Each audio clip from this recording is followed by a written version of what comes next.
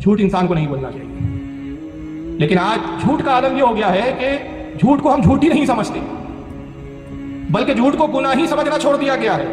اور افسوس تو تب ہوتا ہے کہ عام انسان جو دنیا دار ہوتے ہیں وہ جھوٹ بولتے ہیں، چلیے دین کی معلومات نہیں ہے، لیکن افسوس کہ جو دین کو سمجھتے ہیں، دینداری کے دعوے کرتے ہیں، وہ اس قدر جھوٹ اور فریب سے کام لیتے ہیں، ان کو دیکھ کر عقل حیران ہو جاتی ہے کہ یا اللہ، یہ دین کو سمجھنے کے باوجود اس قدر جھوٹ بولتے ہیں کہ جھوٹ کو گویا یہ گناہ ہی نہیں سمجھتے، حالانکہ جھوٹ کا اتنا بڑا گناہ ہے۔ میں ایک حدیث آپ کے سامنے پیش کر دیتا ہوں کہ جھوٹ کے تعلق سے کتنا بڑا گناہ بتایا گیا ہے۔ موطا امام مالک میں صحیح سند کے ساتھ حضرت سیدنا امام مالک رضی اللہ تعالیٰ عنہ یہ حدیث کو نقل کرتے ہیں۔ حضرت صفوان بن سلیم ایک صحابی رسول ہے، وہ اس حدیث کے راوی اور وہ کہتے ہیں کہ اللہ کے رسول سے پوچھا گیا، قیل رسول اللہ صلی اللہ علیہ وسلم، کہ اللہ کے رسول سے سوال کیا گیا، صحابہ نے عرض کیا، اللہ کے نبی کیا مومن جو ہے وہ بخیل وہ ہو سکتا ہے، ڈرپوک ہو سکتا ہے؟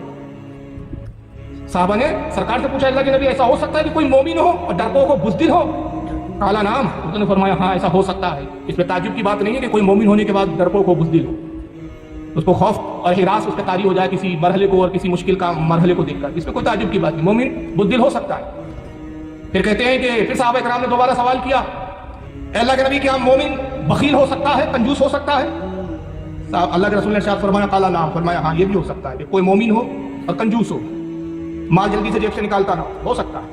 صحابہ نے پھر عرض کیا، اللہ کے نبی مومن جھوٹا ہو سکتا ہے؟ قال لا، آپ نے فرمایا نہیں، کوئی مومن ہو کر جھوٹا ہو ہی نہیں سکتا۔